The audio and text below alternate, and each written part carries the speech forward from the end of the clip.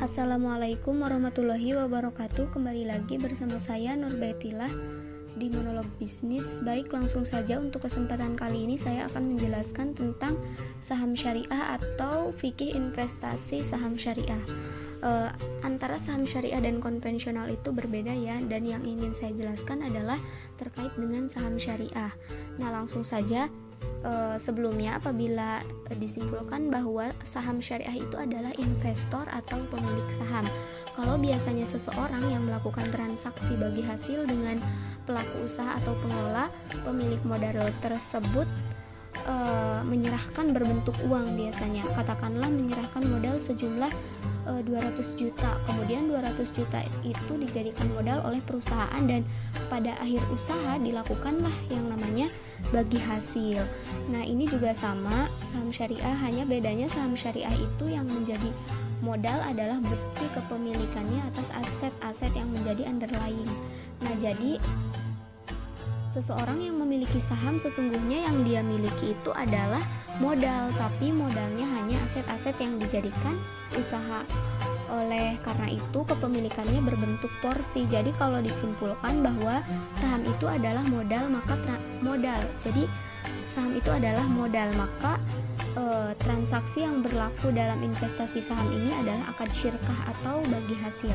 Seseorang yang memiliki saham maka pemodal dalam transaksi akad syirkah, maka berlakulah seluruh ketentuan transaksi syirkah itu. Diantaranya ada dua. Yang pertama, sama-sama untung dan sama-sama rugi, sebagaimana hadis Rasulullah Shallallahu Alaihi Wasallam, al-kharaj bid-daman, manfaat didapatkan oleh seseorang disebabkan ia menanggung risiko. Hadis riwayat Tirmizi. Oleh karena itu keuntungan investor atau pemilik saham ini harus berbentuk prosentase, tidak boleh nominal, sebagaimana juga dalam kaidah fikih al-ghurmu bil ghurmi, risiko itu berbanding dengan manfaat. Kemudian yang kedua, usaha yang dilakukan itu harus halal dan tidak boleh bertentangan dengan syariah. Nah, di saham syariah ini seluruh usaha-usaha atau perusahaan atau emiten yang listing di bursa itu sudah melalui screening yang dilakukan oleh otoritas terkait dan juga Dewan Syariah Nasional Majelis Ulama Indonesia. Oleh karena itu, apabila seseorang berinvestasi di bursa efek syariah atau di saham syariah, maka ia telah berinvestasi di usaha-usaha yang halal dan tidak bertentangan dengan syariat.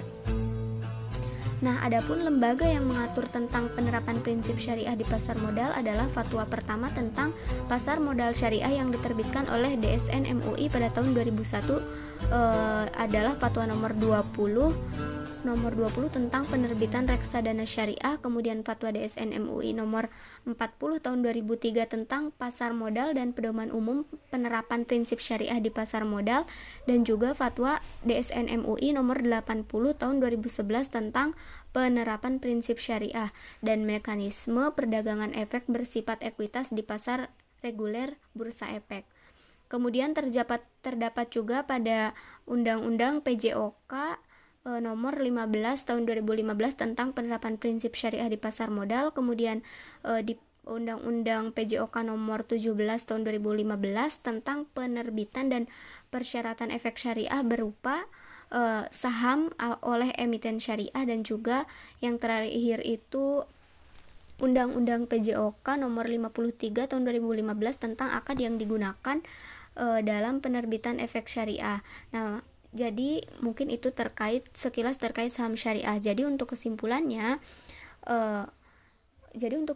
oleh karena itu siapapun atau seseorang yang berinvestasi di bursa efek syariah atau saham syariah, maka ia telah berinvestasi di usaha-usaha yang halal dan tidak bertentangan dengan syariat, karena juga telah dijelaskan dalam hadis, kemudian ada dalam kaidah fikih, fatwa Dewan Syariah Nasional terkait dengan kesyariahannya dan dibolehkan.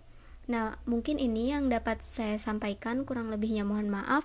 Wabillahi hidayah wa taufik. Wassalamualaikum warahmatullahi wabarakatuh.